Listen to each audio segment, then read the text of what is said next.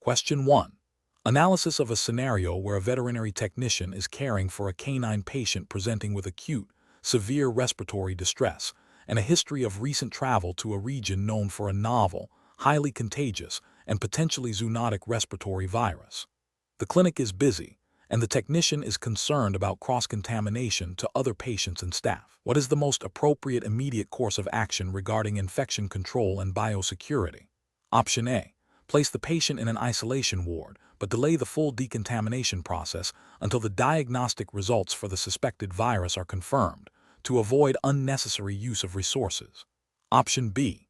Administer initial supportive care in the examination room, focusing on the patient's immediate needs, and instruct the owner to disinfect their vehicle thoroughly before leaving the clinic premises, with the understanding that clinic-wide decontamination will be addressed later.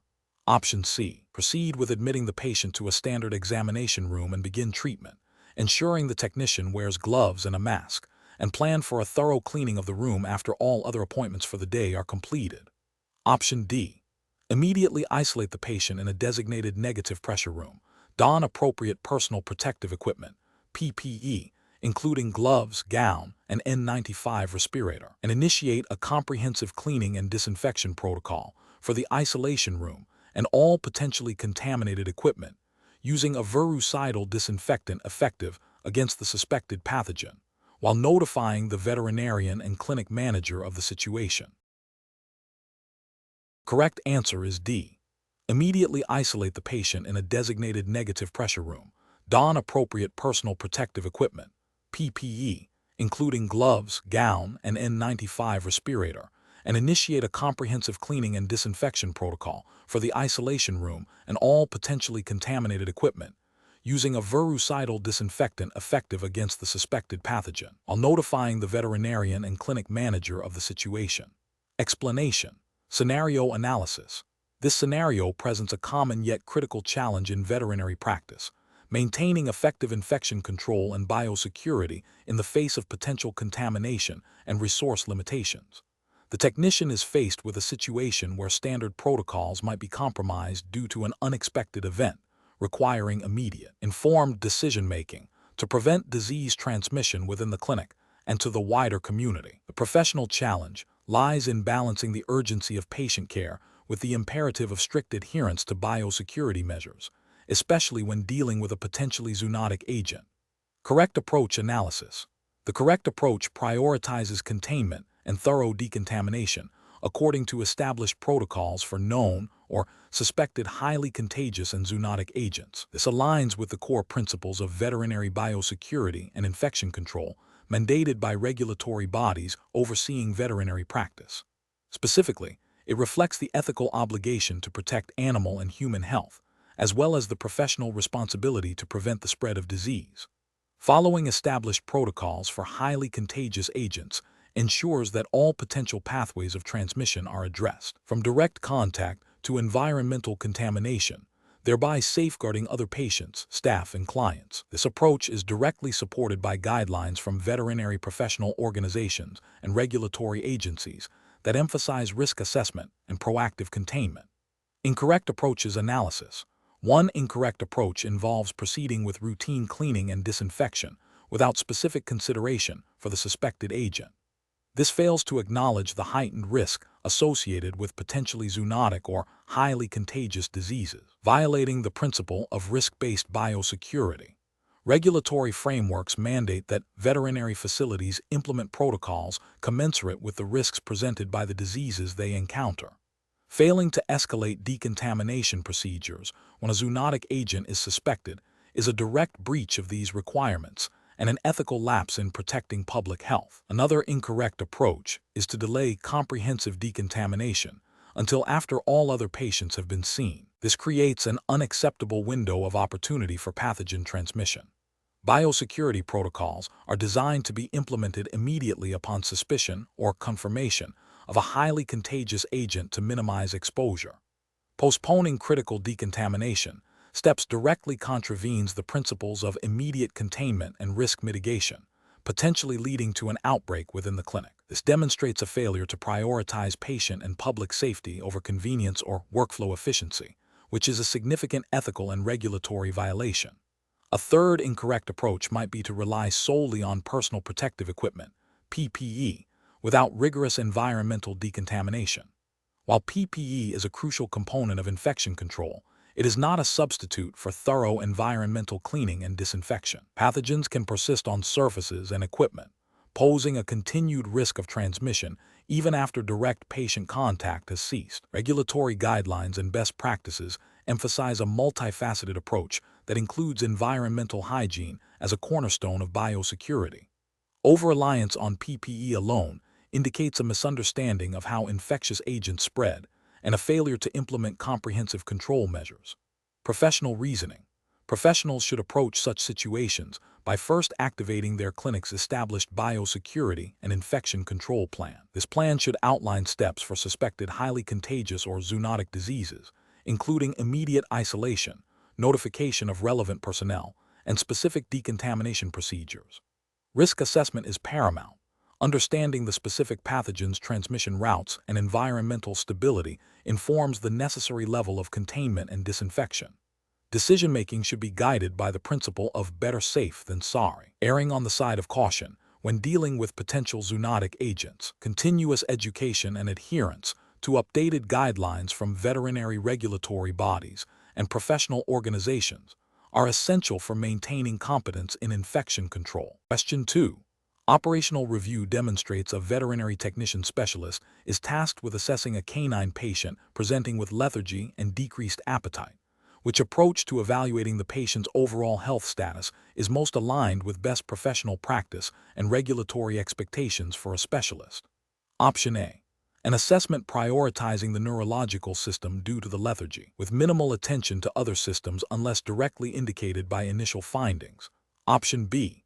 A comprehensive evaluation of all major animal body systems, considering their normal function and potential deviations and how they interact. Option C.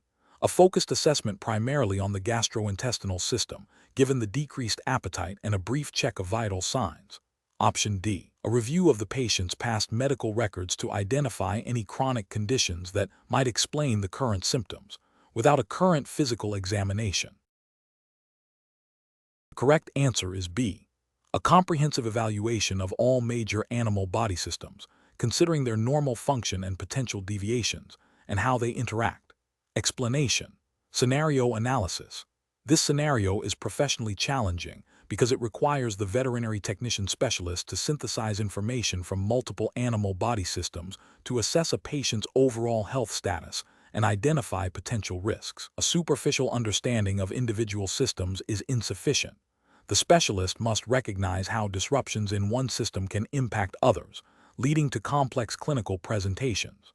This necessitates a comprehensive, holistic approach to patient assessment, moving beyond isolated symptoms to understand the interconnectedness of physiological processes. Correct approach analysis.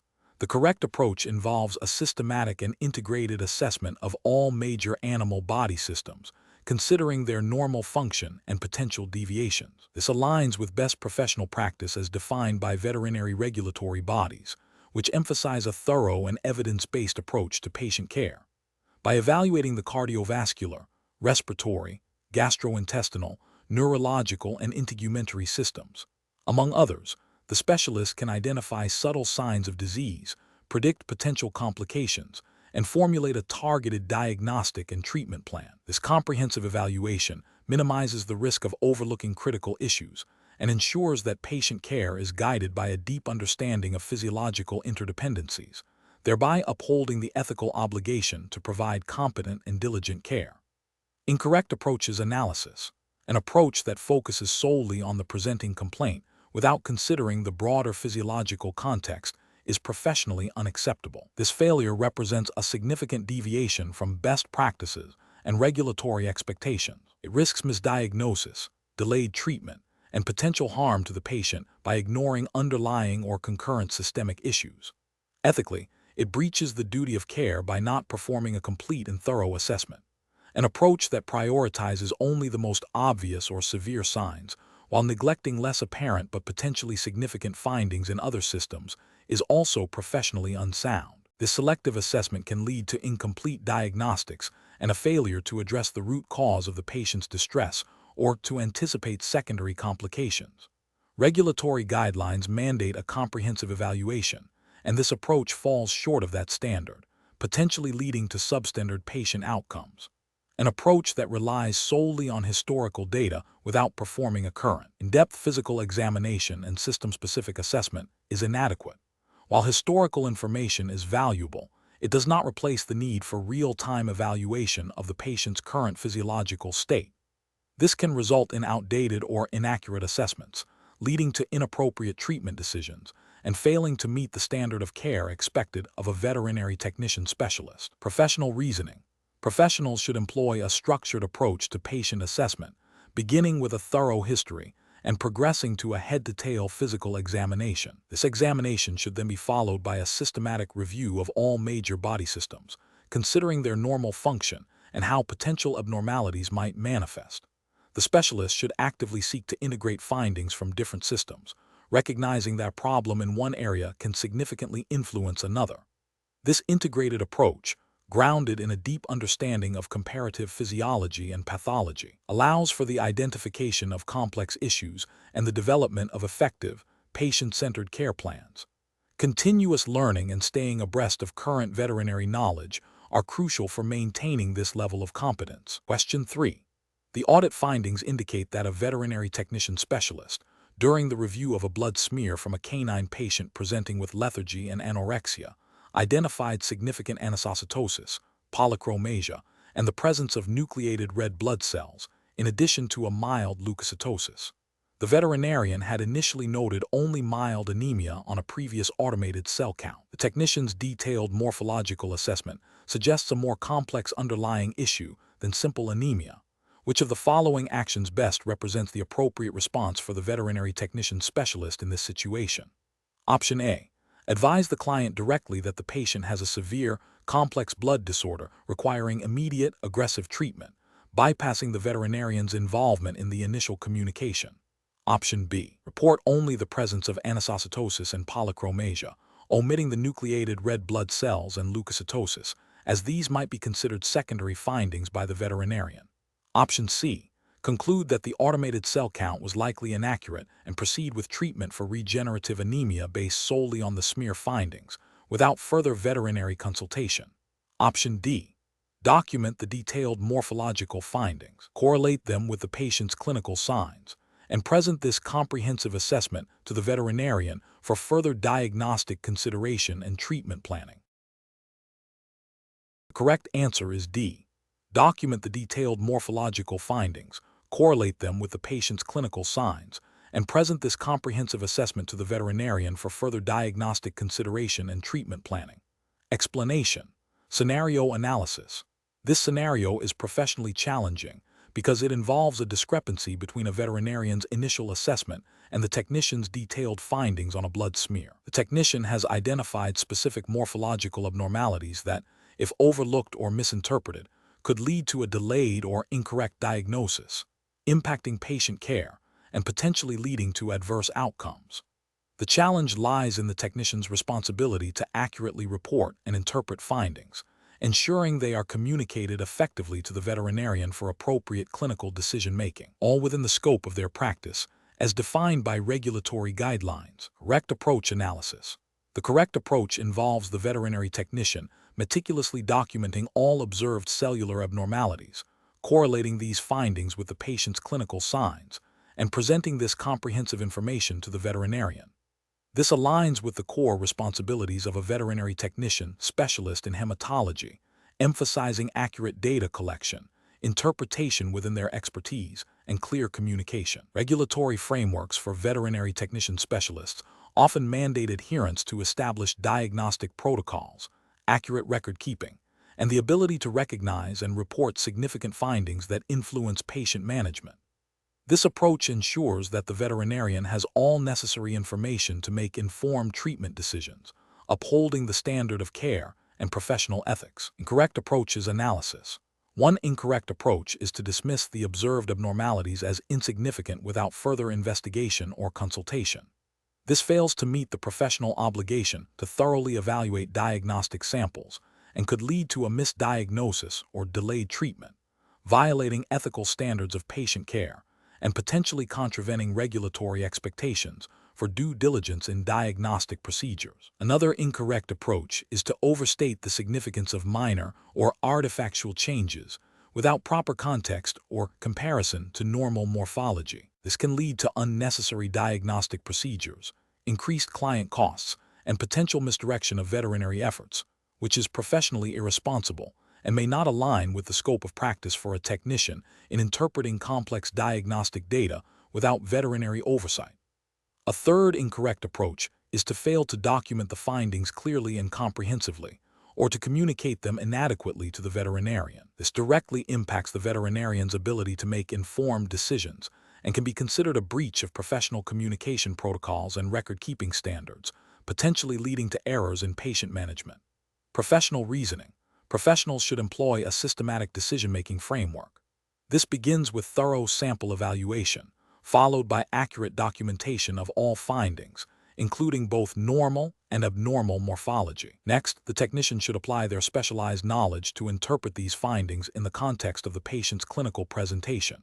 Crucially, they must then communicate these findings and their interpretations clearly and concisely to the veterinarian, highlighting any significant deviations from normal.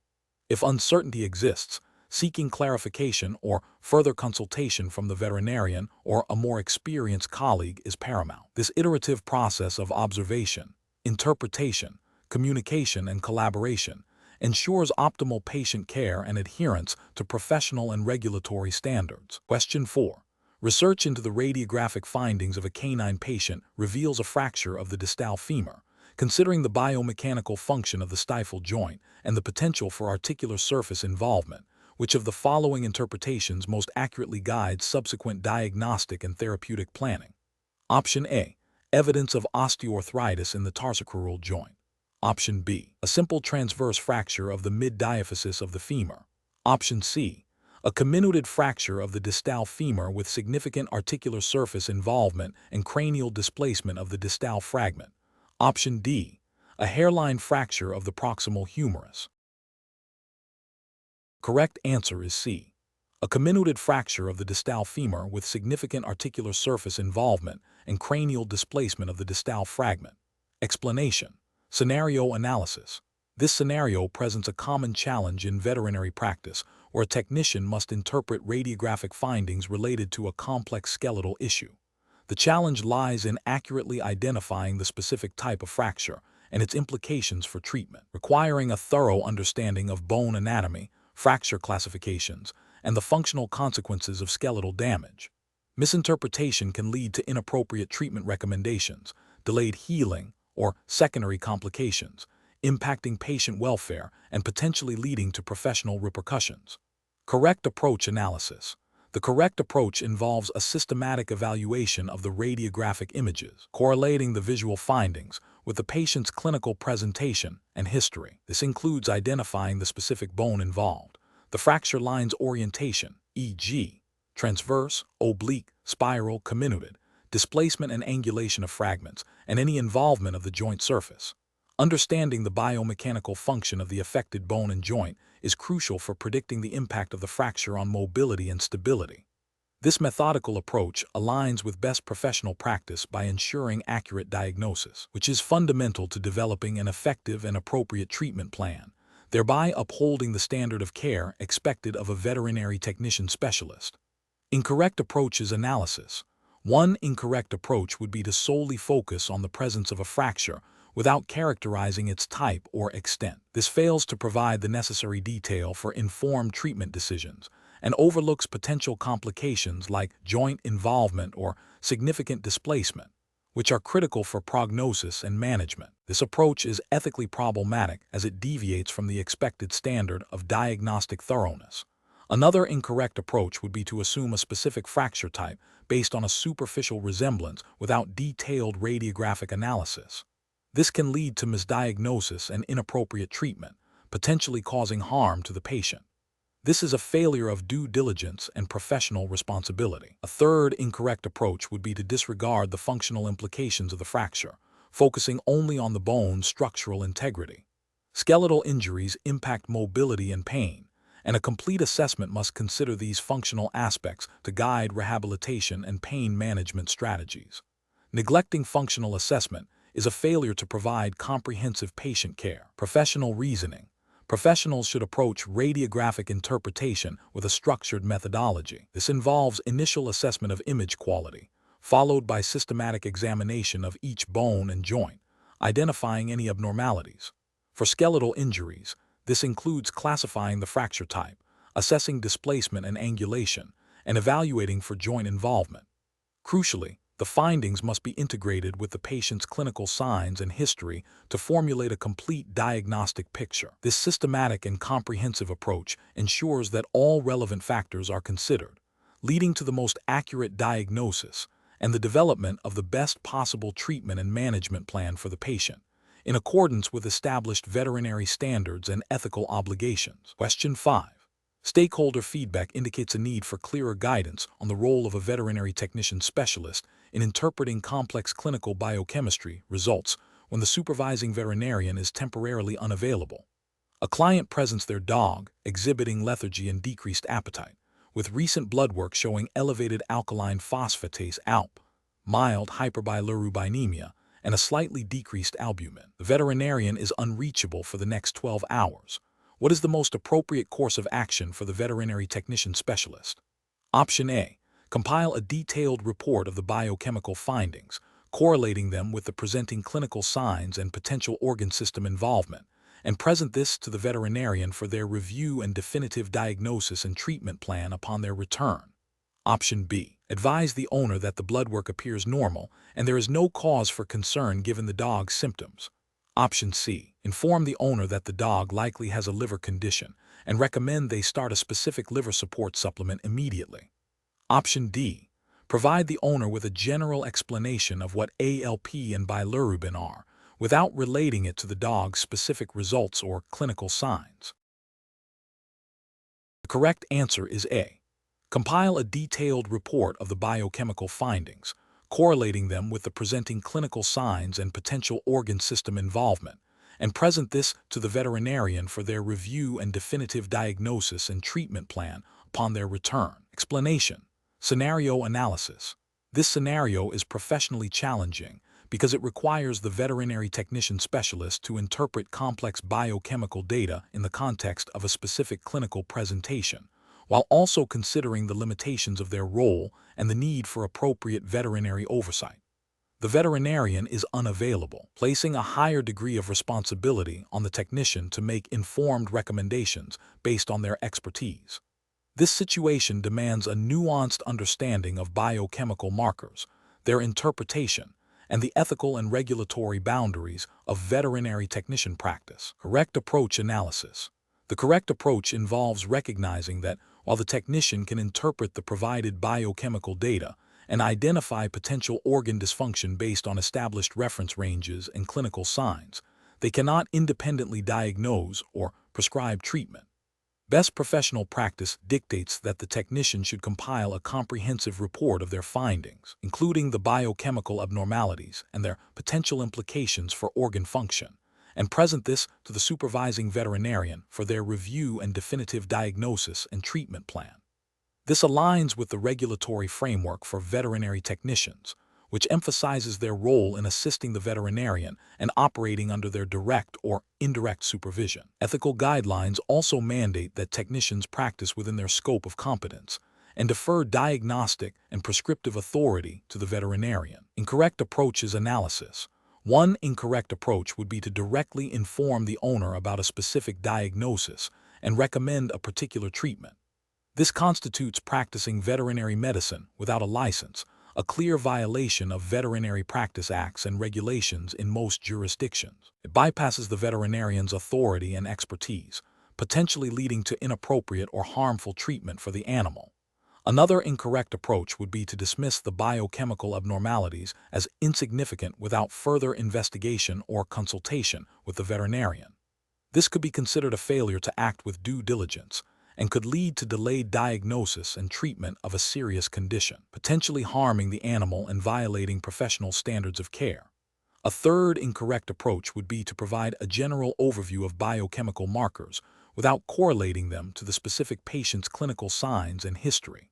While not as severe as diagnosing, this approach fails to leverage the technician specialist's advanced knowledge and provide actionable insights to the veterinarian, thus not representing best professional practice in utilizing their specialized skills. Professional reasoning. Professionals should employ a decision-making framework that prioritizes patient welfare, adheres to regulatory mandates, and upholds ethical standards. This involves 1. Thoroughly assessing the available information, clinical signs, history, diagnostic data. 2. Applying specialized knowledge to interpret findings and identify potential issues. 3. Recognizing the boundaries of their professional scope of practice. 4. Communicating findings and recommendations clearly and concisely to the supervising veterinarian. 5. Documenting all actions and communications meticulously. In situations of veterinarian unavailability, the framework emphasizes gathering and presenting all relevant data to facilitate prompt veterinary decision-making upon their return or through emergency channels if necessary. Question 6. Process analysis reveals that a veterinary technician specialist is preparing a patient for elective surgery. The patient's history indicates a mild, intermittent cough over the past week, and during the physical examination, a grade Roman II/VI systolic murmur is auscultated. The technician notes the patient is bright, alert, and responsive, with normal rectal temperature, pulse, and respiration. What is the most appropriate next step in the surgical preparation process? Option A.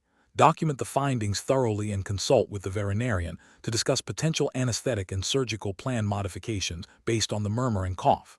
Option B. Immediately postpone the surgery and recommend extensive diagnostic workup for the cough and murmur. Option C. Proceed with the standard anesthetic protocol and surgical preparation. As the patient appears otherwise healthy, Option D. Administer a pre-anesthetic sedative and proceed with routine preparation, assuming the findings are incidental. The correct answer is C. Proceed with the standard anesthetic protocol and surgical preparation as the patient appears otherwise healthy. Explanation. Scenario analysis. This scenario is professionally challenging because it requires the veterinary technician specialist to balance immediate patient needs with long-term health considerations, all within the constraints of established anesthetic protocols and the need for meticulous surgical preparation. The complexity arises from the potential for subtle pre-anesthetic findings to significantly impact anesthetic risk and surgical outcomes, demanding a high level of critical thinking and diagnostic acumen. Correct approach analysis. The correct approach prioritizes a comprehensive pre-anesthetic assessment that goes beyond routine vital signs. This includes a thorough physical examination, evaluation of patient history for any subtle indicators of underlying disease, e.g., mild lethargy, decreased appetite, changes in coat condition, and potentially baseline laboratory diagnostics if indicated by the findings. This aligns with the ethical and regulatory obligation to provide the highest standard of care, ensuring patient safety and minimizing anesthetic risks. By identifying potential contraindications or risk factors early, the veterinary technician specialist can collaborate with the veterinarian to modify the anesthetic protocol, adjust surgical plans, or postpone the procedure if necessary, thereby upholding their professional responsibilities. Incorrect approaches analysis. An approach that solely relies on a cursory physical examination and assumes a healthy patient without further investigation, despite subtle historical or physical findings, fails to meet the standard of care. This could lead to anesthetic complications that might have been preventable, potentially violating regulations concerning patient welfare and professional competence. An approach that proceeds with a standard anesthetic protocol without considering any pre-anesthetic findings, even if they suggest increased risk, demonstrates a lack of critical assessment and adherence to best practices. This can result in adverse anesthetic events, which may be viewed as professional negligence and a failure to act in the patient's best interest, potentially contravening guidelines on anesthetic safety. An approach that delays the surgical preparation due to minor, non-critical findings without consulting the veterinarian or reassessing the patient's overall status, while seemingly cautious, can also be problematic. This could lead to unnecessary stress for the patient and disruption of surgical scheduling without a clear, evidence-based justification, potentially impacting the efficient delivery of veterinary services. Professional reasoning. Professionals should employ a systematic decision-making process that begins with a thorough patient history and physical examination. Any deviations from normal should trigger further investigation, including consideration of diagnostic tests. This information should then be used to collaboratively develop or modify the anesthetic and surgical plan with the attending veterinarian. Continuous reassessment throughout the pre-anesthetic period is crucial, allowing for adjustments based on evolving patient status and ensuring that the chosen protocol is the safest and most effective for the individual patient. Question 7. Which approach would be most appropriate for obtaining and preparing a cytology sample from a palpable splenic mass in a canine patient, considering the need for diagnostic accuracy and patient safety? Option A. Collect the sample using a large gauge needle with vigorous aspiration to ensure a large volume of material. Option B. Collect the sample and store it in saline solution for transport to the laboratory to preserve cellular integrity. Option C. Perform a fine needle aspirate using strict aseptic technique. Immediately prepare direct smears and a cytospin and fix them appropriately. Option D. Obtain the sample using a needle and syringe without concern for aseptic technique, as the spleen is an internal organ. The correct answer is C. Perform a fine needle aspirate using strict aseptic technique. Immediately prepare direct smears and a cytospin and fix them appropriately. Explanation. Scenario analysis. This scenario is professionally challenging because it involves a potentially delicate cytology sample from a patient with a suspected neoplastic process. The veterinary technician specialist must balance the need for a diagnostic sample with the patient's well-being and the integrity of the sample for accurate interpretation.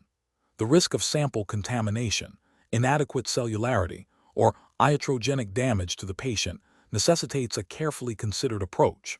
The specialist's judgment directly impacts the diagnostic yield and the patient's outcome. Correct approach analysis.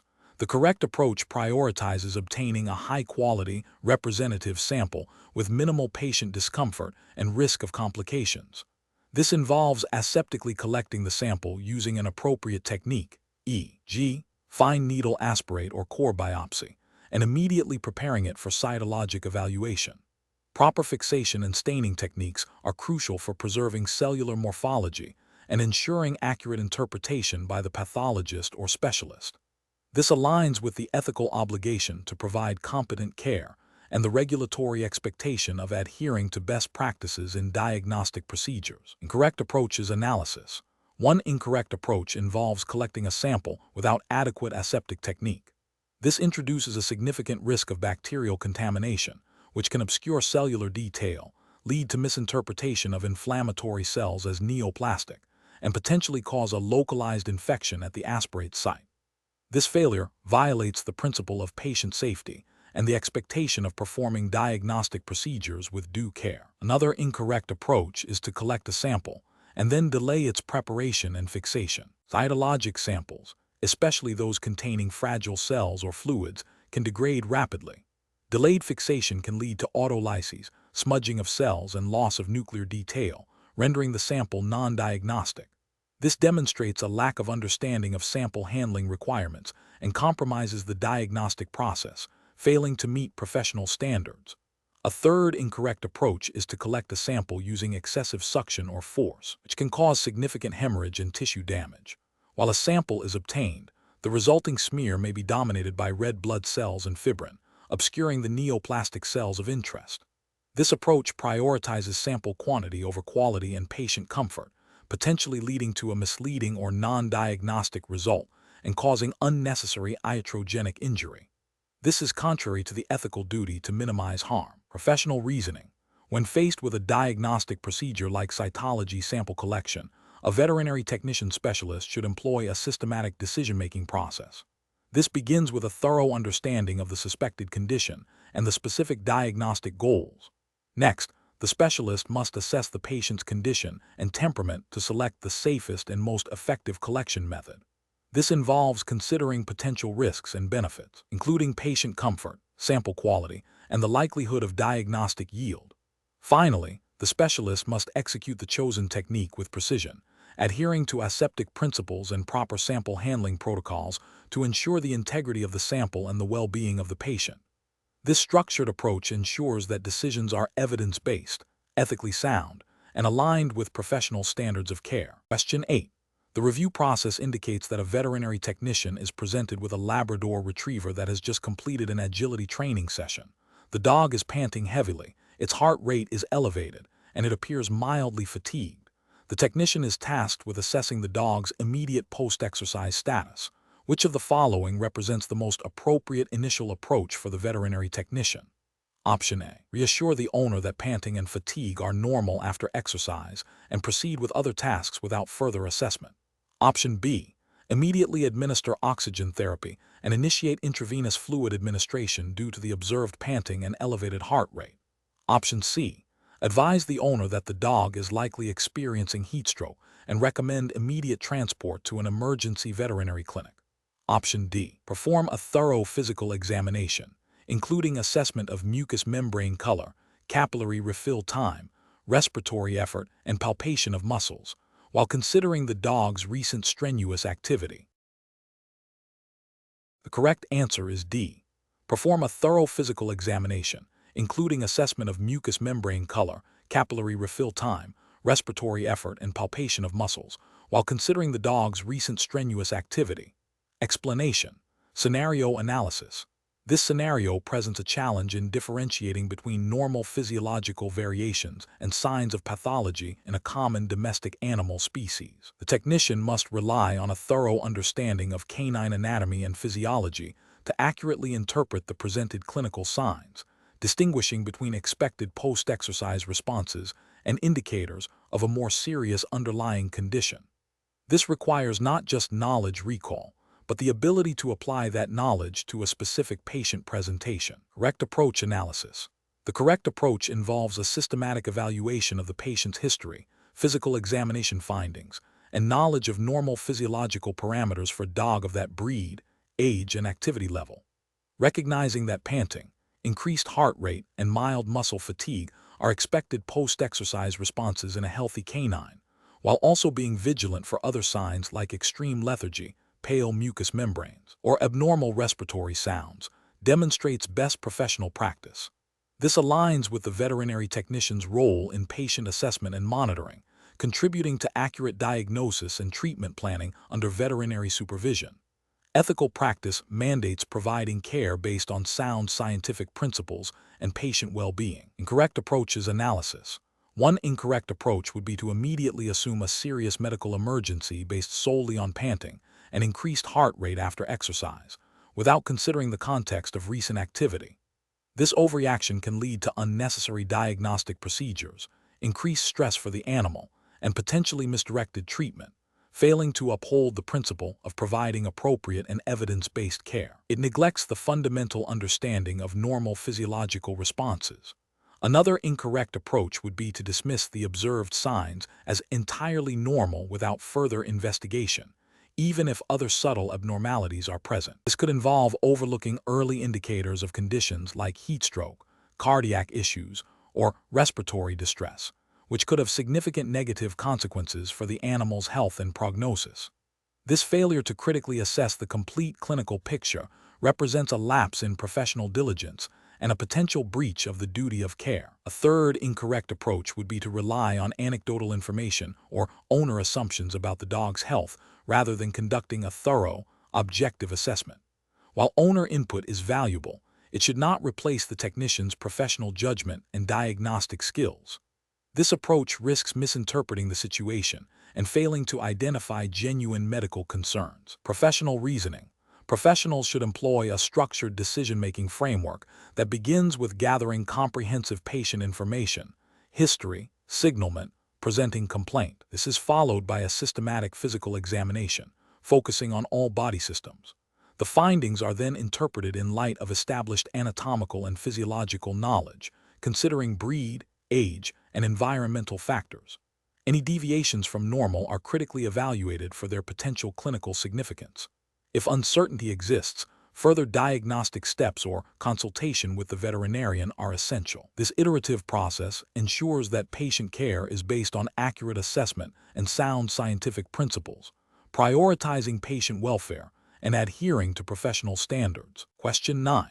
The analysis reveals a 4-year-old Labrador retriever presenting with a degloving injury to the distal aspect of the left hind limb, characterized by significant tissue loss, exposed bone, and moderate serosanguinous exudate. The wound is approximately 8 cm in diameter and appears contaminated with debris. The veterinarian has requested your assistance in selecting an appropriate initial dressing. Considering the wound characteristics and the principles of wound healing, which of the following dressing strategies would be most beneficial for initiating management of this complex injury? Option A. Application of a hydrocolloid dressing to maintain a moist environment and absorb exudate. Option B. Covering the wound with a dry, sterile dressing to absorb all moisture and prevent infection. Option C. Placement of a simple, non-adherent gauze pad secured with a conforming bandage to protect the wound. Option D. Irrigation with saline, debridement of non-viable tissue, and application of a calcium alginate dressing to manage exudate and promote a moist healing environment. The correct answer is A. Application of a hydrocolloid dressing to maintain a moist environment and absorb exudate. Explanation. The analysis reveals a scenario that is professionally challenging due to the need for precise wound assessment and tailored treatment planning, directly impacting patient outcomes and adherence to veterinary practice standards. The complexity arises from differentiating between wound types, understanding the nuanced stages of healing, and selecting the most appropriate dressing to facilitate optimal recovery while preventing complications. This requires a high level of diagnostic skill and knowledge of current best practices in wound management, which are critical components of a veterinary technician specialist's scope of practice. The correct approach represents best professional practice because it prioritizes a thorough, evidence-based assessment of the wound's characteristics and the patient's overall condition. This systematic evaluation allows for the selection of a dressing that actively supports the physiological healing process, such as promoting a moist wound environment, managing exudate, preventing infection, and protecting the delicate granulation tissue. Adherence to established veterinary guidelines for wound care, which emphasize patient safety, efficacy of treatment, and minimizing patient discomfort, is paramount. This approach aligns with the ethical obligation to provide competent care and uphold the standards expected of a specialist. An incorrect approach that involves applying a standard, non-occlusive dressing without considering the wound's exudate level or depth fails to address the specific needs of the wound. This could lead to desiccation, delayed healing, or maceration, all of which are detrimental to the patient. Ethically, this represents a failure to provide appropriate care and could be considered negligence. Another incorrect approach, such as using an occlusive dressing on a heavily infected wound without proper debridement or antimicrobial management, could trap bacteria, exacerbate the infection, and lead to systemic complications, violating the principle of do no harm. Furthermore, failing to document the wound assessment and treatment plan thoroughly constitutes a regulatory failure, as accurate record-keeping is a fundamental requirement for veterinary practice and specialist certification. Professional decision-making in similar situations should involve a structured approach. First, a comprehensive physical examination of the wound, noting its location, size, depth, presence of foreign material, tissue viability, and degree of contamination or infection. Second, consideration of the patient's overall health status, including comorbidities that might affect healing. Third, identification of the primary goal for the wound, e.g., debridement, infection control, moisture balance, protection. Fourth, selection of a dressing that best meets these identified goals based on current veterinary literature and guidelines. Finally, a clear plan for monitoring the wound, reassessing the chosen dressing, and making adjustments as healing progresses, all of which must be meticulously documented. Question 10. Market research demonstrates that clients often express a preference for less invasive or less costly diagnostic procedures when faced with a complex neurological diagnosis, even when more definitive options are available.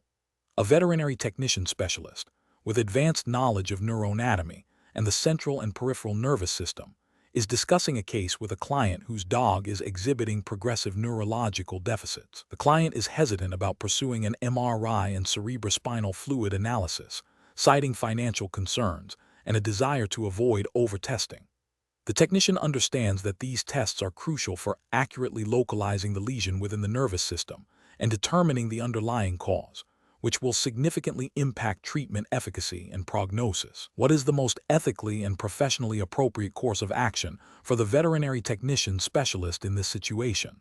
Option A. clearly and compassionately explain the diagnostic and prognostic implications of the neurological condition, detailing how specific tests like MRI and CSF analysis can provide vital information about the nervous system, and collaboratively discuss the benefits, risks, and limitations of various diagnostic and therapeutic options, considering the client's financial constraints and preferences. Option B. Defer to the client's initial request for less comprehensive diagnostics without further explanation, assuming their decision is based on their understanding of the situation. Option C. Provide a highly technical explanation of the dog's neuroanatomy and the pathophysiology of its condition, using complex medical terminology to impress upon the client the severity of the situation.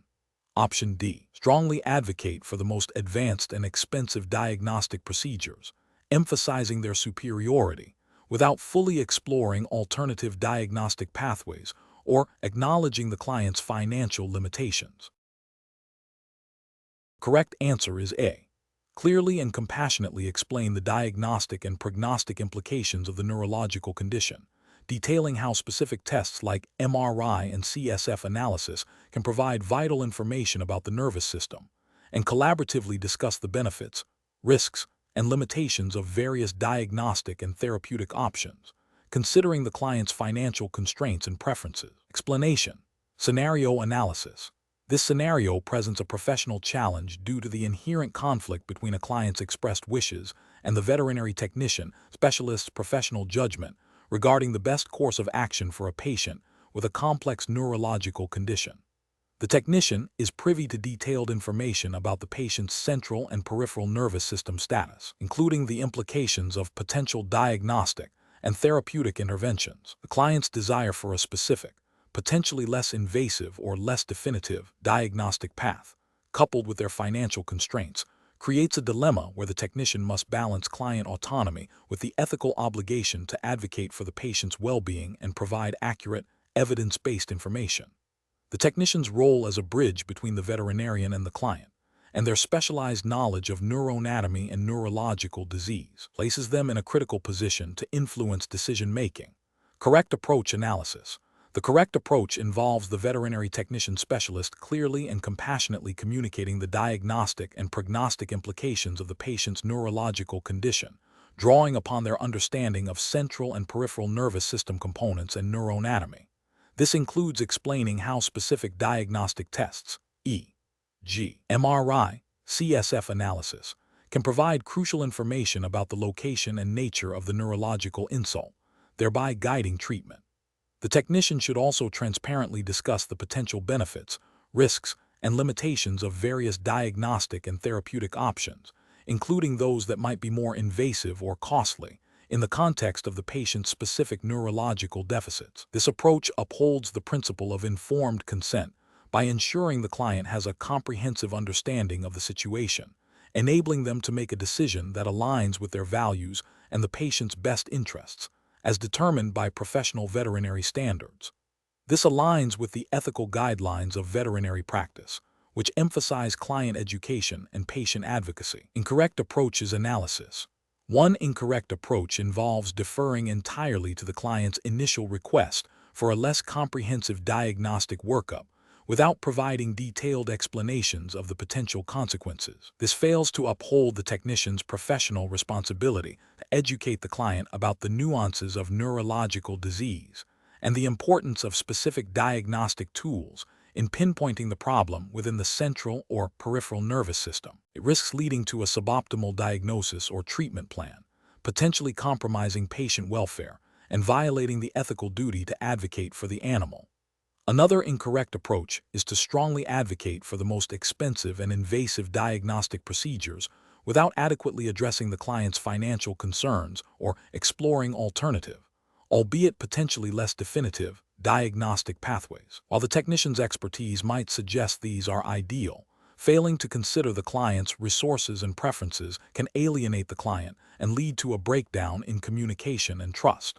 This approach neglects the practical realities of veterinary care and the importance of collaborative decision-making. A third incorrect approach is to provide overly technical jargon about neuroanatomy and pathophysiology without translating it into understandable terms for the client. While demonstrating expertise, This fails to effectively communicate critical information, hindering the client's ability to make an informed decision. The technician's role is to facilitate understanding, not to overwhelm the client with complex scientific details. This approach undermines the goal of shared decision-making and effective client communication. Professional reasoning. Professionals in this situation should employ a decision-making process that prioritizes patient welfare, client communication, and ethical conduct.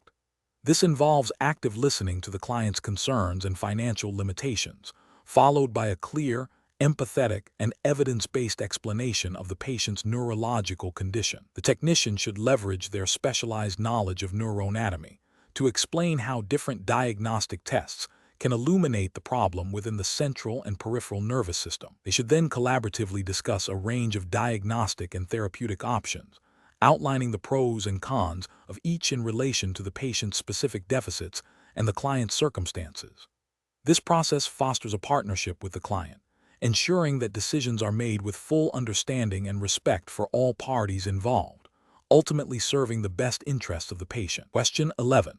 Stakeholder feedback indicates a need to refine anesthetic recovery protocols for complex cases. Considering the advanced knowledge and skills expected of a veterinary technician specialist, VTS, which of the following approaches best reflects current best practices for optimizing anesthetic recovery and ensuring patient safety, while adhering to the VTS credentialing framework? Option A. Administering reversal agents as soon as the surgical procedure is complete and proceeding with extubation and discharge as soon as the patient is able to stand, with minimal post-anesthetic monitoring. Option B. Implementing a multimodal recovery plan that includes proactive temperature support, appropriate analgesia tailored to the anesthetic agents used, and close monitoring for signs of pain, dysphoria, and respiratory depression, with interventions adjusted based on continuous patient assessment. Option C. Relying solely on the administration of reversal agents to hasten recovery, with no additional supportive measures or specific monitoring for post-anesthetic complications. Option D. Utilizing a standardized, generic recovery protocol for all patients regardless of species, breed, age, anesthetic agents, or surgical procedure, focusing primarily on basic vital sign monitoring.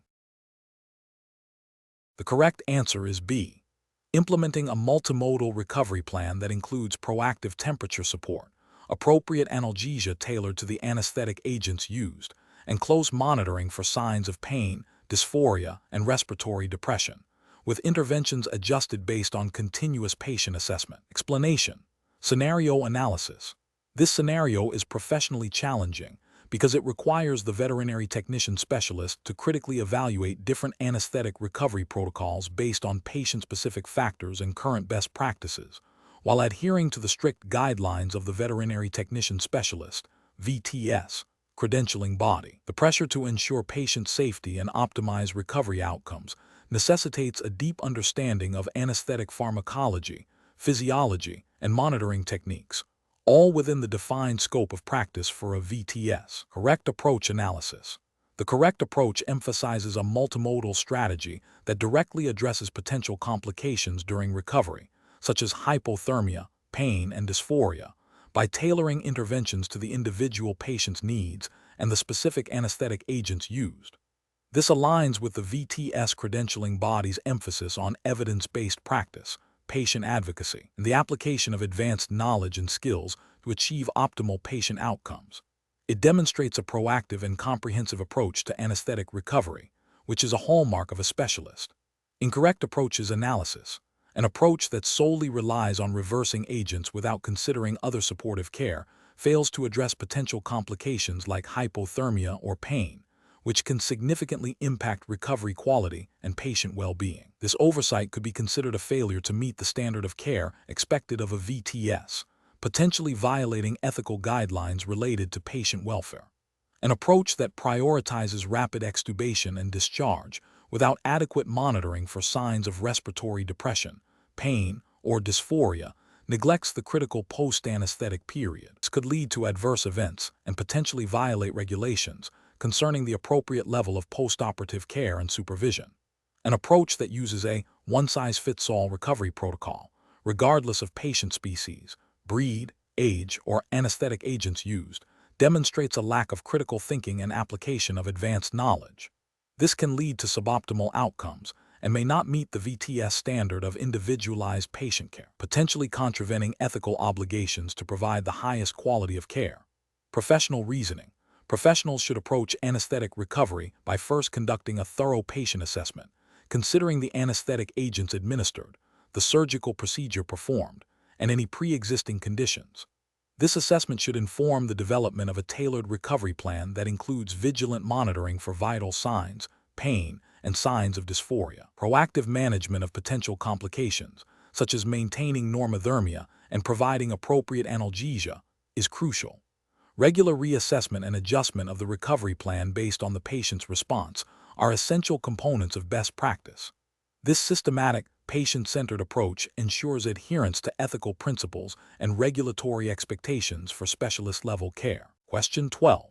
During the evaluation of a canine patient presenting with acute dyspnea, rapid shallow breathing, and pale mucous membranes, the veterinary technician specialist notes increased inspiratory effort and decreased lung sounds ventrally. Considering the potential for impaired gas exchange, which of the following diagnostic considerations best reflects an advanced understanding of the respiratory system's anatomy and the process of gas exchange? Option A. Recommending immediate endotracheal intubation and mechanical ventilation to support breathing. Option B. Evaluating the patient for evidence of pleural effusion or pneumothorax, which would impede lung expansion and ventilation. Option C. Assessing the patient's response to bronchodilator therapy to determine if airway resistance is the primary issue. Option D. Investigating the possibility of a primary cardiac etiology leading to pulmonary edema and subsequent impaired diffusion across the alveolar capillary membrane. The correct answer is C. Assessing the patient's response to bronchodilator therapy to determine if airway resistance is the primary issue.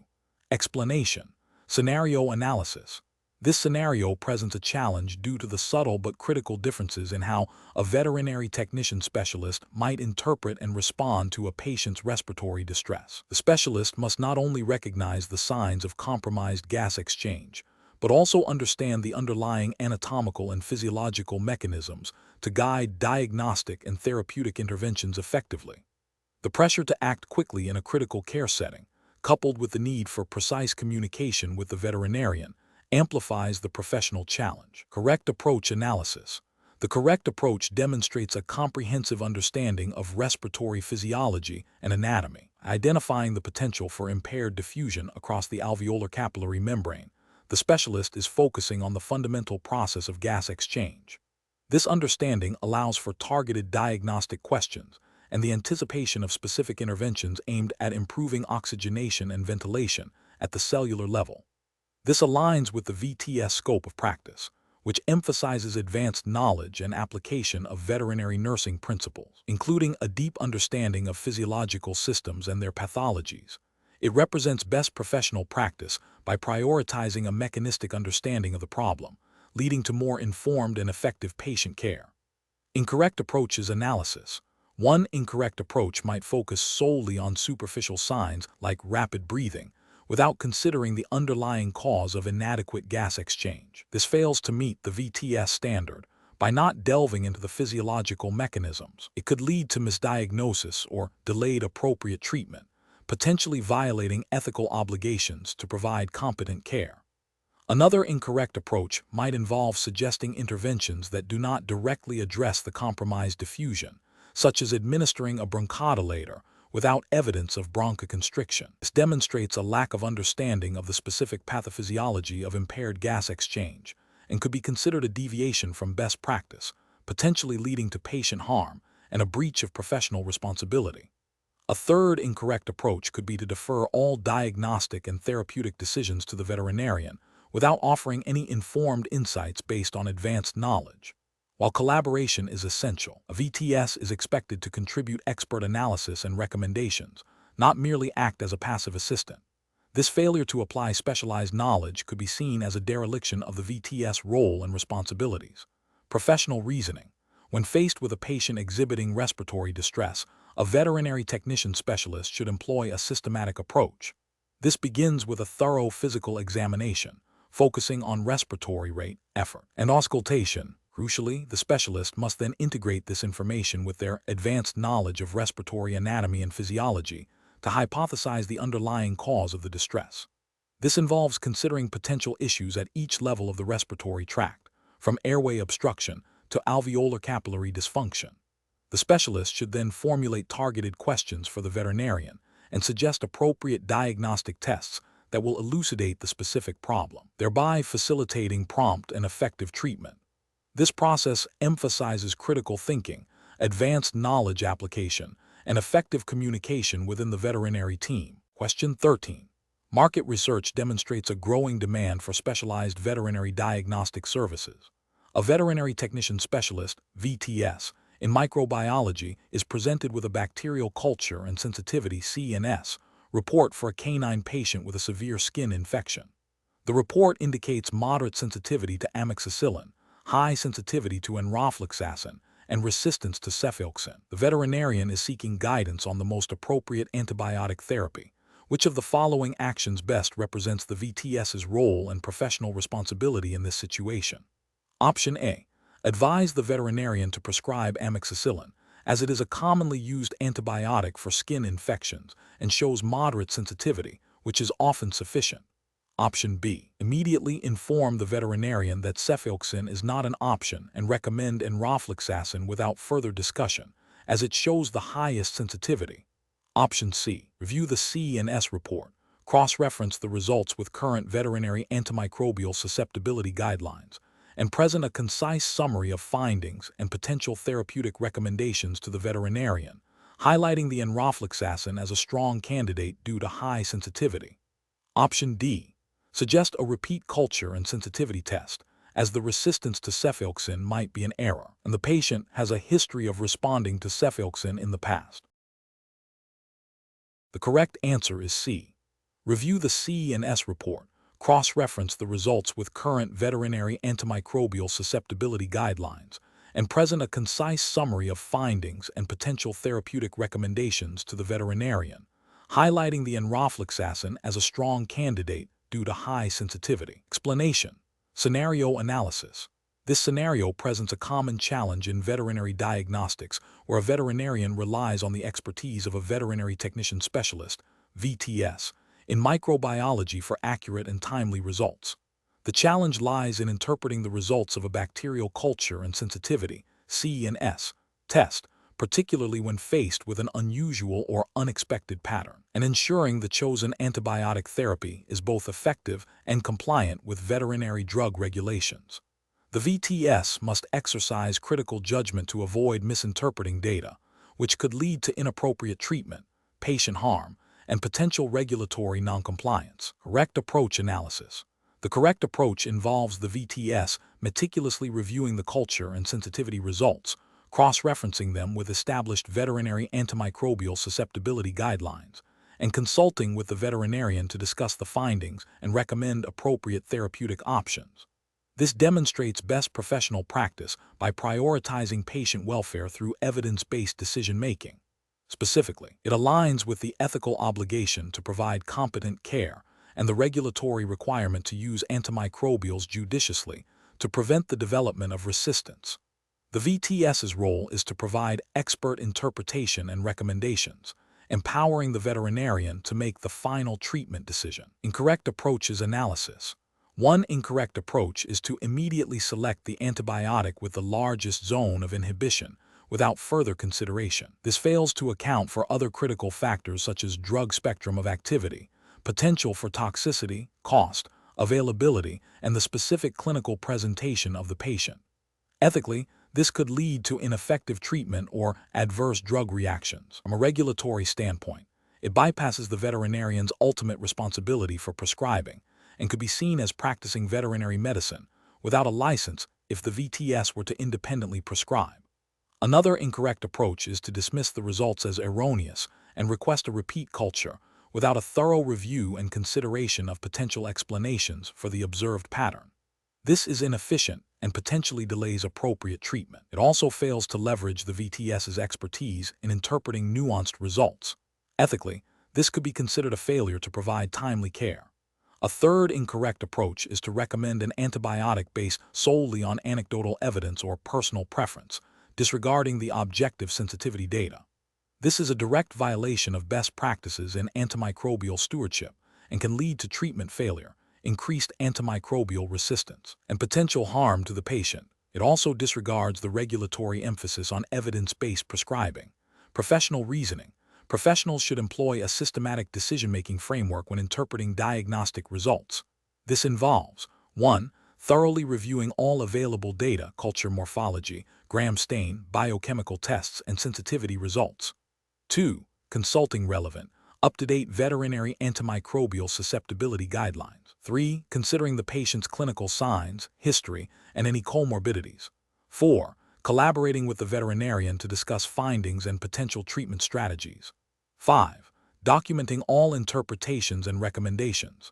This structured approach ensures patient safety, promotes responsible antimicrobial use, and upholds professional and regulatory standards. Question 14. Strategic planning requires a veterinary technician specialist to anticipate potential complications when administering a novel therapeutic agent. Given a patient presenting with a complex cardiac condition and prescribed a new class of antiarrhythmic medication, with limited published data on its use in this specific patient population, which of the following represents the most prudent and ethically sound course of action for the VTS? Option A. Proceed with administration and document any observed side effects, assuming that the veterinarian has already considered all potential risks and that the VTS's role is primarily supportive. Option B. Proactively research the drug's known adverse effects, contraindications, and potential drug interactions from multiple peer-reviewed veterinary pharmacology resources, and consult with the prescribing veterinarian to establish a detailed patient monitoring plan for potential adverse events before administration. Option C. Administer the medication as prescribed, relying on the veterinarian's judgment and assuming the drug is safe and effective given the lack of readily available negative information. Option D. Seek advice from colleagues on social media forums who may have experience with this drug, as their practical insights might be more relevant than theoretical data. The correct answer is B. Proactively research the drug's known adverse effects, contraindications, and potential drug interactions from multiple peer-reviewed veterinary pharmacology resources, and consult with the prescribing veterinarian to establish a detailed patient monitoring plan for potential adverse events before administration. Explanation. Scenario analysis. This scenario presents a professional challenge due to the inherent risks associated with pharmacologic interventions in veterinary medicine, particularly when dealing with a novel or less commonly used drug. The veterinary technician specialist, VTS, must balance the therapeutic goals with patient safety, considering potential adverse drug reactions, drug interactions, and the specific physiological status of the patient. The complexity is amplified by the need to interpret and apply information from various sources, including drug information resources, veterinary literature, and the prescribing veterinarian's instructions, all while adhering to established professional standards and regulatory guidelines. Correct approach analysis. The correct approach involves a comprehensive assessment of the patient's condition, a thorough review of the prescribed medication's pharmacokinetics and pharmacodynamics, and a proactive plan for monitoring and managing potential adverse effects. This aligns with best professional practice by prioritizing patient welfare and safety. It demonstrates a commitment to evidence-based practice, utilizing reliable drug information resources to inform decision-making. This approach is ethically sound, as it fulfills the VTS's duty of care and professional responsibility to ensure safe and effective drug administration. Regulatory frameworks for veterinary technicians emphasize the importance of understanding drug actions, contraindications, and potential side effects, as well as the need for vigilant patient monitoring. Incorrect approaches analysis. One incorrect approach would be to administer the medication without a thorough understanding of its potential side effects or contraindications. This represents a failure to exercise due diligence and a disregard for patient safety, potentially violating ethical codes that mandate competent practice and regulatory requirements for safe drug handling and administration. Another incorrect approach would be to rely solely on anecdotal evidence or information from non-reputable sources regarding the drug's efficacy or safety. This undermines evidence-based practice and can lead to suboptimal patient outcomes or iatrogenic harm, failing to meet the professional standard of care, and potentially contravening guidelines that require reliance on scientifically validated information. A third incorrect approach would be to administer the medication without establishing a clear monitoring plan for adverse reactions. This demonstrates a lack of foresight and a failure to proactively manage potential complications, which is a critical component of responsible pharmacologic management and a deviation from the expected standard of care for a VTS. Professional reasoning. Professionals should employ a systematic decision-making process that begins with a thorough patient assessment. This should be followed by a comprehensive review of the prescribed pharmacologic agent, including its mechanism of action, indications, contraindications, potential adverse effects, and drug interactions. Consultation with reliable drug information resources and the prescribing veterinarian is crucial. Finally, a detailed monitoring plan should be developed and implemented to ensure patient safety and therapeutic efficacy.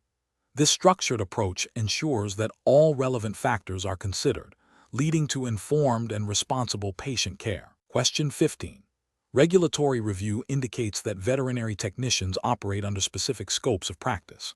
A client contacts the veterinary clinic inquiring about their intact male dog's recent lethargic behavior and decreased interest in female dogs, asking for advice on potential causes and whether a specific herbal supplement could help improve his libido. The technician is aware of common causes of reproductive issues in male dogs, but has not examined the dog. What is the most appropriate and regulatory compliant course of action for the veterinary technician? Option A. Recommend a specific dosage and brand of an over-the-counter herbal supplement known to support male reproductive health, explaining that it is a common and safe approach for such issues. Option B. Advise the client that the described symptoms warrant a veterinary examination to determine the underlying cause, and that the veterinarian will discuss appropriate diagnostic and treatment options, including potential supplements if deemed necessary. Option C. Suggest that the dog may be experiencing a temporary decline in reproductive drive, and recommend the client wait a few weeks to see if the behavior resolves on its own before considering any interventions. Option D. Offer to perform a physical examination of the dog and interpret the findings to provide the client with a preliminary assessment of potential reproductive problems and possible solutions. The correct answer is B. Advise the client that the described symptoms warrant a veterinary examination to determine the underlying cause, and that the veterinarian will discuss appropriate diagnostic and treatment options, including potential supplements if deemed necessary. Explanation. Scenario analysis. This scenario presents a common challenge in veterinary practice, where a technician is asked to provide advice that borders on veterinary medical diagnosis and treatment planning, which falls outside their scope of practice.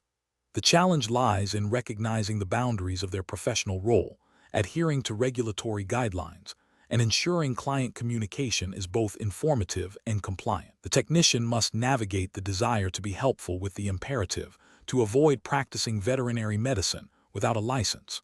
Correct approach analysis. The correct approach involves recognizing the limitations of the veterinary technician's role as defined by regulatory frameworks. Veterinary technicians are authorized to perform delegated medical tasks under the supervision of a veterinarian, but they are not permitted to diagnose conditions, prescribe medications, or develop treatment plans independently. Therefore, the most professional and legally compliant action is to inform the client that this type of advice requires consultation with the veterinarian. This upholds the regulatory framework by ensuring that diagnostic and treatment decisions are made by a licensed veterinarian, protecting animal welfare and public safety. It also aligns with ethical principles of professional responsibility and scope of practice. Incorrect approach is analysis, providing specific dietary recommendations or suggesting over-the-counter supplements without veterinary oversight constitutes practicing veterinary medicine. This is a direct violation of regulations that reserve diagnosis and treatment planning for licensed veterinarians. Such actions can lead to inappropriate care, potentially harming the animal if the underlying cause of the reproductive issue is not correctly identified or if the suggested interventions are contraindicated. Offering to perform diagnostic tests or interpret results without direct veterinary instruction or supervision also exceeds the technician's scope. While technicians are skilled in performing tests, The interpretation and subsequent diagnostic conclusions are the veterinarian's responsibility. This failure to adhere to the chain of command and scope of practice can lead to misdiagnosis and delayed or incorrect treatment. Discussing potential surgical interventions or the likelihood of successful breeding based on observed physical characteristics without a veterinarian's assessment is also a regulatory failure. These are diagnostic and prognostic judgments that require the expertise and licensure of a veterinarian. The technician's role is to assist in procedures and provide supportive care, not to make these critical medical decisions. Professional reasoning. When faced with client inquiries that extend beyond the defined scope of veterinary technician practice, professionals should follow a structured decision-making process. First, identify the core of the client's request and compare it against established regulatory guidelines for veterinary technicians. Second, determine if the requested action involves diagnosis, treatment planning, prescription, or prognosis. If it does, the appropriate response is to defer to the licensed veterinarian. Third, communicate clearly and professionally with the client, explaining the limitations of the technician's role and the necessity of veterinary consultation. This approach ensures compliance, protects animal welfare, and maintains professional integrity. Question 16. Quality control measures reveal that a canine patient receiving a new prescription for fluoxetine for anxiety is exhibiting lethargy, decreased appetite, and mild tremors. The veterinary technician specialist is aware that fluoxetine belongs to the SRI drug class. Which of the following actions best reflects the appropriate response to this situation, considering the drug's mechanism of action and potential side effects? Option A. Immediately contact the prescribing veterinarian to report the observed clinical signs and discuss potential adverse drug reactions related to SRI therapy. Option B. Assume the clinical signs are unrelated to the fluoxetine and are a manifestation of the underlying anxiety disorder. Option C. Advise the owner to stop administering the fluoxetine immediately until the tremors resolve without consulting the veterinarian. Option D. Document the clinical signs in the patient's record but take no further action, as the signs are mild and may resolve on their own. The correct answer is A. Immediately contact the prescribing veterinarian to report the observed clinical signs and discuss potential adverse drug reactions related to SRI therapy. Explanation. Scenario analysis. This scenario presents a common but critical challenge in veterinary practice, ensuring the safe and effective administration of medications based on their drug classifications and potential side effects. The challenge lies in the technician's responsibility to not only administer prescribed drugs, but also to recognize and respond to potential adverse drug reactions, which requires a deep understanding of pharmacology and the specific drug classes involved. Misidentification of drug mechanisms or side effect profiles can lead to delayed or inappropriate interventions, potentially harming the patient and violating professional standards of care. Correct approach analysis. The correct approach involves recognizing that the observed clinical signs, lethargy, decreased appetite, mild tremors, are consistent with potential side effects of a specific drug class, namely selective serotonin reuptake inhibitors, SRI, which are commonly used for behavioral modification. Technicians' action of consulting the prescribing veterinarian and referencing the drug's pharmacologic profile and known side effects demonstrates adherence to best professional practice. This proactive communication and knowledge application ensures patient safety by allowing for timely assessment and potential adjustment of the treatment plan, aligning with the ethical obligation to provide competent care and the regulatory requirement to practice under veterinary supervision. Incorrect approaches analysis. One incorrect approach involves dismissing the clinical signs as unrelated to the medication without further investigation. This failure to consider potential drug side effects is a significant lapse in professional judgment and a violation of the duty of care. It neglects the fundamental principle of pharmacovigilance, which is a core responsibility in veterinary medicine.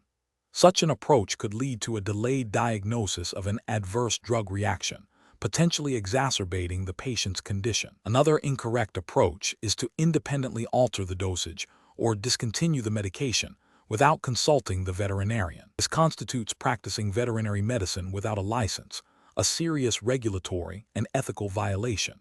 Technicians are authorized to administer medications as prescribed, but decisions regarding dosage adjustments or discontinuations fall under the veterinarian's purview. This action undermines the veterinarian-client-patient relationship and bypasses established protocols for patient management. A third incorrect approach is to assume the signs are due to the underlying condition and not investigate further. While the underlying condition is important, it does not negate the possibility of concurrent adverse drug reactions. A thorough professional will consider all potential contributing factors, including iatrogenic causes, before concluding the cause of clinical signs. This approach demonstrates a lack of critical thinking and a failure to consider the full spectrum of possibilities in patient assessment. Professional reasoning. Professionals should approach such situations by first performing a thorough patient assessment, noting all clinical signs. Next, they must correlate these signs with the patient's current medications, considering the known mechanisms of action and potential side effects of each drug. If a correlation is suspected, the next critical step is to consult the prescribing veterinarian, providing them with all relevant observations and potential concerns. This collaborative approach ensures that patient care is guided by the veterinarian's expertise and legal authority, while leveraging the technician's observational skills and pharmacological knowledge to advocate for the patient's well-being. Question 17. Operational review demonstrates that a veterinary technician has performed a urinalysis on a canine patient presenting with lethargy. The dipstick analysis indicates significant proteinuria and glucosuria, while the microscopic examination reveals moderate numbers of white blood cells and a few bacteria. The technician is confident in their technique and the calibration of the equipment. What is the most appropriate next step? Option A. Conduct a thorough reevaluation of the entire urinalysis process, including sample handling, reagent expiration dates, and instrument function, and if abnormalities persist, report all findings objectively to the veterinarian. Option B. Immediately inform the veterinarian of the proteinuria, glucosuria, and cellular findings, suggesting a potential diagnosis of diabetes mellitus. Option C. Assume the dipstick results are erroneous due to the presence of white blood cells and bacteria, and proceed with a fresh urine sample collection for repeat testing. Option D. Manually adjust the dipstick readings to account for the presence of white blood cells and bacteria, then proceed with the microscopic examination. The correct answer is A. Conduct a thorough reevaluation of the entire urinalysis process, including sample handling, reagent expiration dates, and instrument function, and if abnormalities persist, report all findings objectively to the veterinarian. Explanation. Scenario analysis. This scenario presents a common implementation challenge in veterinary diagnostics where a technician must interpret and act upon urinalysis results that fall outside expected parameters. The challenge lies in distinguishing between a true pathological finding, requiring immediate veterinary intervention, and a potential artifact or variation that might be addressed through retesting or further investigation. The technician's role is to provide accurate, reliable data to the veterinarian, and misinterpretation can lead to delayed or inappropriate treatment, impacting patient welfare and potentially violating professional standards of care. Correct approach analysis. The correct approach involves a systematic and thorough reevaluation of the urinalysis process. This includes verifying sample integrity, ensuring proper collection and handling techniques were followed, and confirming the accuracy of the instrumentation and reagents used.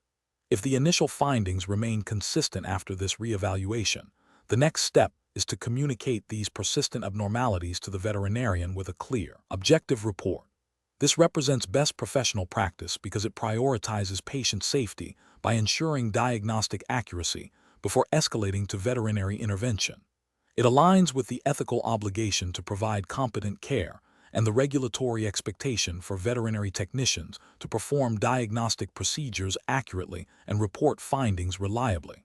The technician's role is to gather and present data. The veterinarian's role is to diagnose and treat. Incorrect approach is analysis. One incorrect approach is to immediately report the abnormal findings to the veterinarian without any reevaluation. This fails to uphold the standard of care by potentially overwhelming the veterinarian with false positives or transient abnormalities, leading to unnecessary diagnostic workups or treatments. It also demonstrates a lack of critical thinking and adherence to quality control protocols, which are implicit in professional practice. Another incorrect approach is to dismiss the abnormal findings as a laboratory error without a systematic check of the procedure. This can lead to misdiagnoses of significant underlying conditions. It bypasses the essential step of verifying the process and assumes an error without evidence, which is professionally unsound and could compromise patient health. A third incorrect approach is to attempt to correct the results by adjusting parameters or rerunning only specific tests without a comprehensive review. This is ethically problematic as it can lead to data manipulation and misrepresentation of findings.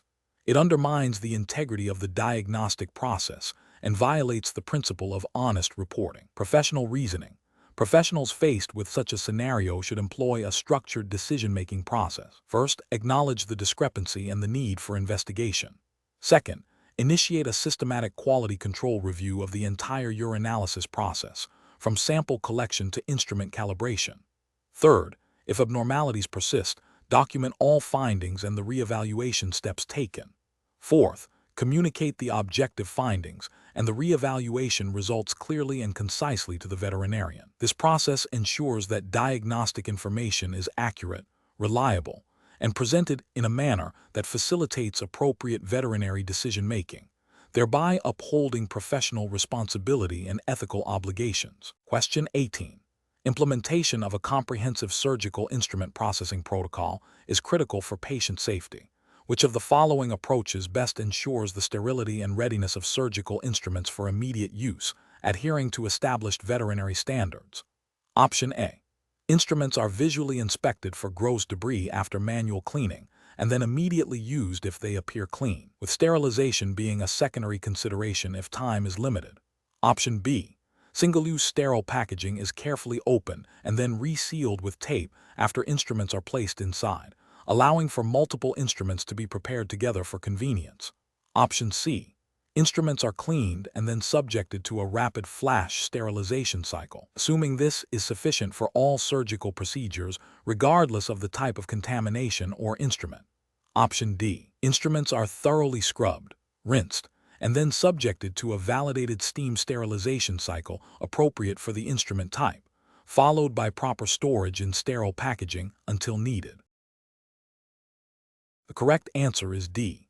Instruments are thoroughly scrubbed, rinsed, and then subjected to a validated steam sterilization cycle appropriate for the instrument type, followed by proper storage in sterile packaging until needed. Explanation. The scenario presents a common challenge in veterinary surgical settings, ensuring the highest standards of patient safety and procedural integrity through proper instrument handling and sterilization. The professional challenge lies in the critical link between meticulous instrument management and the prevention of surgical site infections, anesthetic complications, and overall patient morbidity or mortality. A veterinary technician specialist's role demands a deep understanding of the rationale behind each step in the process, not just rote memorization. The correct approach represents best professional practice because it prioritizes patient well-being by adhering to established veterinary surgical protocols and guidelines, which are implicitly or explicitly supported by regulatory frameworks governing veterinary practice. This approach ensures that instruments are not only visibly clean, but also effectively sterilized to eliminate all viable microorganisms, thereby minimizing the risk of iatrogenic infection. This aligns with the ethical obligation to provide competent and compassionate care and the professional responsibility to maintain a sterile field. An incorrect approach that relies solely on visual inspection for sterilization failure is professionally unacceptable. This represents a significant regulatory and ethical failure because it bypasses validated sterilization processes and relies on subjective assessment, which is insufficient to guarantee microbial inactivation. Such a failure could lead to the use of contaminated instruments, directly violating the principle of do no harm and potentially resulting in severe patient complications, which would be a breach of professional conduct and could lead to disciplinary action under Veterinary Practice Acts. Another incorrect approach that involves using instruments immediately after a flash sterilization cycle without proper validation or understanding of its limitations is also a critical failure. Flash sterilization is intended for immediate use and requires specific protocols to be effective. Deviating from these protocols or using it inappropriately without considering the type of contamination or the specific instrument can lead to incomplete sterilization, posing a direct risk to the patient. This demonstrates a lack of understanding of sterilization science and a disregard for established safety procedures. A further incorrect approach that involves reusing single-use sterile packaging for multiple instruments or procedures is a severe breach of sterile technique and regulatory guidelines. Single-use packaging is designed to maintain sterility for one specific purpose. Reusing it compromises the sterile barrier, rendering the instruments within non-sterile and increasing the risk of contamination. This directly contravenes fundamental principles of aseptic technique and is a clear violation of standards expected in a professional veterinary setting. The professional decision-making process for similar situations should involve a systematic evaluation of the entire instrument processing workflow. This includes understanding the principles of cleaning, disinfection, and sterilization methods appropriate for different instrument types and surgical procedures. Professionals should consult and adhere to institutional protocols, manufacturer guidelines, and relevant veterinary professional standards. When in doubt, seeking clarification from a supervising veterinarian or experienced colleague is paramount. A commitment to continuous learning and staying updated on best practices in surgical asepsis is essential for maintaining patient safety and upholding professional integrity. Question 19. The performance metrics show a slight increase in the turnaround time for hematology diagnostics, and the veterinarian has requested a review of the blood smear interpretation process for a canine patient presenting with lethargy and pale mucous membranes. The veterinary technician specialist has completed the initial differential blood cell count and identified a mild leukocytosis with a left shift. What is the most appropriate next step in the interpretation process to ensure comprehensive diagnostic accuracy? Option A. Rely on the automated hematology analyzer's flags and indices to confirm the leukocytosis and left shift, and proceed with reporting without further detailed morphological assessment of the smear. Option B. Immediately report the leukocytosis with a left shift to the veterinarian, as this is the most significant finding and likely the primary cause of the patient's symptoms. Option C. Conduct a thorough morphological evaluation of all nucleated cell types, including red blood cells, white blood cells, and platelets, noting any abnormalities in size, shape, color, or internal structures, and correlate these findings with the patient's clinical signs. Option D. Focus the remainder of the smear review on identifying any potential parasitic organisms, as these can also cause lethargy and anemia and are a common cause of diagnostic delays. The correct answer is C. Conduct a thorough morphological evaluation of all nucleated cell types, including red blood cells, white blood cells, and platelets, noting any abnormalities in size, shape, color, or internal structures, and correlate these findings with the patient's clinical signs. Explanation. Scenario analysis. This scenario presents a professional challenge due to the inherent variability in blood smear morphology and the potential for subtle abnormalities to be overlooked. The veterinarian relies on the veterinary technician specialist's expertise for accurate interpretation, making the technician's judgment critical in guiding diagnostic and therapeutic decisions. Failure to identify significant findings can lead to delayed or incorrect diagnoses, impacting patient outcomes and potentially leading to client dissatisfaction or legal repercussions. The pressure to maintain efficiency while ensuring diagnostic accuracy adds another layer of complexity. Correct approach analysis. The correct approach involves a systematic and thorough evaluation of the blood smear, focusing on identifying and characterizing all observed cell types, noting any morphological abnormalities, and correlating these findings with the patient's clinical presentation. This aligns with the core competencies expected of a veterinary technician specialist in hematology, emphasizing diagnostic accuracy and patient care. Adherence to established diagnostic protocols and a comprehensive understanding of normal and abnormal hematology are paramount. This approach ensures that all relevant information is gathered and interpreted, providing the veterinarian with the most accurate and complete diagnostic picture possible, thereby upholding professional standards and ethical obligations to the patient. Incorrect approach is analysis. Focusing solely on the presence of a specific, common abnormality without a complete differential count or assessment of other cell lines represents a failure to conduct a thorough diagnostic evaluation. This can lead to overlooking other significant findings that may be contributing to the patient's condition or have prognostic implications. It demonstrates a lack of comprehensive diagnostic skill and a potential disregard for the holistic assessment of the patient's hematological status, which is a cornerstone of advanced veterinary technician practice. Prioritizing speed over accuracy by only performing a cursory examination of the smear, particularly if the initial findings appear unremarkable, is a significant ethical and professional failing. This approach risks missing subtle but clinically important changes, such as early signs of disease or the presence of rare cell types. It undermines the trust placed in the specialist to provide a detailed and accurate assessment, potentially leading to misdiagnosis and harm to the patient. This deviates from the expected standard of care for a specialist. Relying exclusively on automated hematology analyzer results without a confirmatory blood smear evaluation, especially when there are discrepancies or concerning clinical signs, is another critical failure. While analyzers are valuable tools, they cannot replace the nuanced interpretation of morphology that only a trained professional can provide. Certain conditions, such as certain parasitic infections, specific types of anemia, or the presence of neoplastic cells, may not be accurately detected or characterized by automated analyzers alone. This approach demonstrates a lack of critical thinking and an over-reliance on technology, which can lead to diagnostic errors and compromise patient care. Professional reasoning. Professionals in this situation should employ a structured decision-making process. First, they must acknowledge the clinical context and the veterinarian's request. Second, they should initiate a systematic review of the blood smear, beginning with a low-power scan to assess overall distribution and identify any large abnormalities, followed by a high-power examination to evaluate individual cell morphology, differential counts, and the presence of inclusions or microorganisms. Third, they should critically assess all findings, correlating them with each other and with the patient's clinical signs and history. Finally, they should document their findings comprehensively and communicate any significant abnormalities or concerns clearly and concisely to the veterinarian, providing their expert interpretation to facilitate informed decision-making. Question 20. The monitoring system demonstrates a sudden and significant drop in blood pressure, a rapid and weak pulse, and shallow rapid respiration in a canine patient presenting for acute abdominal pain.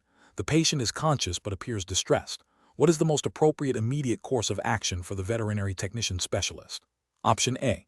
Administer intravenous crystalloid fluid boluses and provide immediate pain relief. Option B. Proceed directly to abdominal exploratory surgery to identify the source of pain. Option C. Initiate a comprehensive diagnostic imaging survey before any therapeutic intervention. Option D. Focus solely on administering potent analgesics to manage the patient's discomfort. Correct answer is A. Administer intravenous crystalloid fluid boluses and provide immediate pain relief. Explanation. Scenario analysis. This scenario presents a critical emergency requiring immediate, decisive action. The challenge lies in the rapid deterioration of a patient's vital signs, necessitating a swift and accurate triage assessment to prioritize interventions. The veterinarian technician specialist, VTS, must balance the urgency of the situation with the need for a systematic approach to stabilization and potential surgical intervention, all while adhering to established protocols and ethical standards. The complexity arises from the potential for multiple underlying causes of the patient's condition and the limited time available to diagnose and treat. Correct approach analysis. The correct approach prioritizes immediate stabilization of the patient's life-threatening condition. This aligns with the core principles of emergency veterinary medicine and the VTS's role in providing advanced critical care. Promptly initiating intravenous fluid therapy and administering appropriate analgesia addresses hypovolemia and pain, both of which can exacerbate shock and compromise organ function. This immediate stabilization is crucial for improving the patient's chances of survival and allowing for a more thorough diagnostic workup and definitive treatment, including surgical intervention if indicated. This approach is ethically mandated by the duty of care owed to the patient and is consistent with the professional standards expected of a VTS in managing critical cases. Incorrect approach is analysis. One incorrect approach would be to immediately proceed to surgical intervention without adequate stabilization. This could lead to increased anesthetic risk, further physiological compromise, and potentially a poorer outcome for the patient. It fails to address the immediate life threats and bypasses essential steps in the emergency management protocol, potentially violating the principle of do no harm. Another incorrect approach would be to delay significant intervention while awaiting further diagnostic imaging or specialist consultation without initiating any supportive care. While diagnostics are important, allowing a critically ill patient to deteriorate further without any attempt at stabilization is a failure of the duty of care and deviates from best practices in emergency medicine, which emphasize prompt intervention to mitigate suffering and improve prognosis. A third incorrect approach would be to focus solely on pain management without addressing the underlying physiological instability. While pain relief is vital, it does not resolve issues like hypovolemia or respiratory distress, which are more immediate threats to life. This narrow focus neglects the systemic nature of critical illness and the need for comprehensive stabilization. Professional reasoning. In emergency situations, the VTS must employ a systematic approach that begins with rapid assessment and triage. The primary goal is to identify and address immediate life threats. This involves a structured approach to stabilization, including airway management, breathing support, circulation support, e.g., Roman IV fluids, vasopressors, and addressing pain. The EBD approach in human medicine is a good conceptual parallel. Once the patient is stabilized, a more thorough diagnostic workup can be performed to determine the underlying cause and guide definitive treatment, which may include surgical intervention. This decision-making process is guided by established emergency protocols, ethical considerations of patient welfare, and the VTS's advanced training and scope of practice.